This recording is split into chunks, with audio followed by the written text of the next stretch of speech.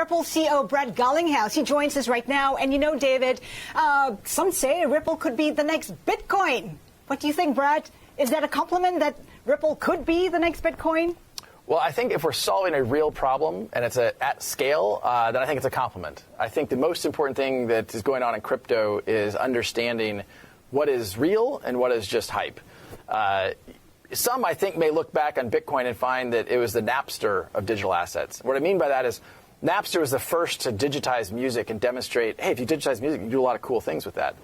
But ultimately, they were circumventing trademark laws, they were circumventing royalty payments, and governments stepped in, and Napster was not successful. But Spotify, iTunes, Pandora, they were very successful.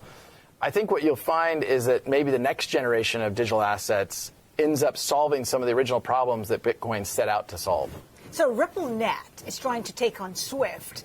What's been the traction like? Who's come on board?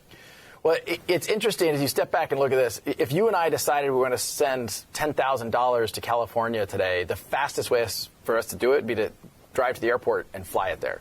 That's a crazy thing to think about when you're in the age of the internet and we're used to information on demand.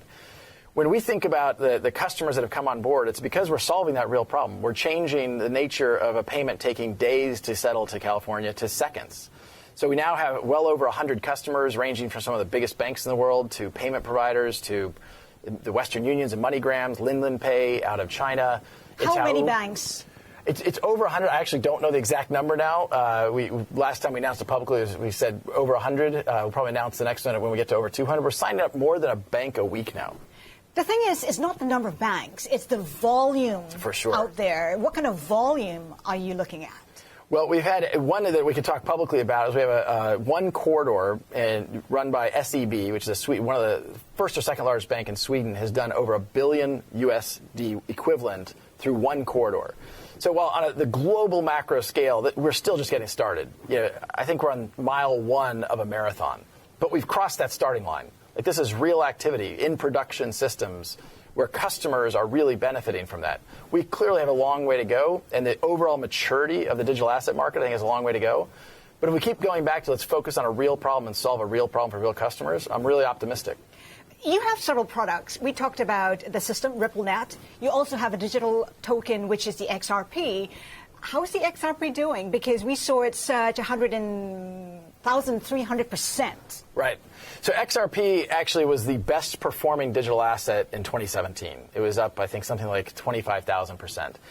The excitement around digital assets is because I think you're solving a real problem. And I think one of the things you saw happen, particularly last December, is there's understandably concern about regulation and what does that mean for digital assets.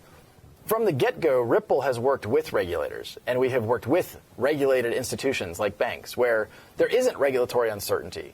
And so we have found that part of the reason why XRP has performed well is because people realize, hey, wait a minute, back to your question, is XRP the next Bitcoin?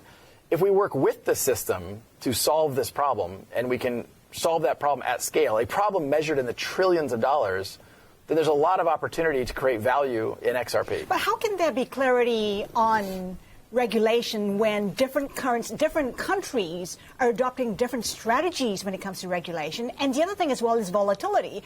I mean, why use a cryptocurrency when it's so volatile right now? Yeah. So look, it's a really important question. I think there's a lot of misinformation out there. I've kind of jokingly suggested that when people talk about regulatory uncertainty, it's often people because they don't like the regulation. They're not actually regulatory uncertainty.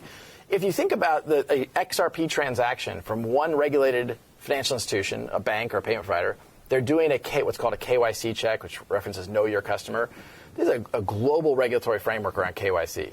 That's at both endpoints of an XRP transaction, into and out of. So I think the regulatory certainty actually is much better than people realize. It's just educating banks, regulators about how it actually works. Now, the volatility point is also a good one. XRP has clearly been volatile, as all digital assets have been. The nature of how an XRP transaction works, though, it's 1,000 times faster than Bitcoin.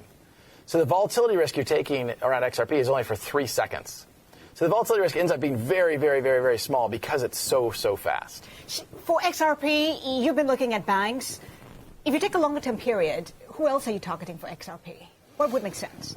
Well, I think any payment provider, we're really trying to solve that cross-border payment transaction. So if you're going, we talked earlier about the U.S. dollar to the Mexican peso. It's one of the corridors we have live with XRP today.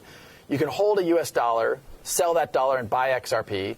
In 3 seconds, you can move that XRP to Mexico and then sell the XRP and buy the Mexican peso. Whether you're a bank, a payment provider, eventually even corporates can take advantage of a dramatic decrease in cost and a dramatic increase in speed and how those transactions work. All right, Brad, we have to live it there. The first mile in a marathon. Brad Garlinghouse, CEO of Riple.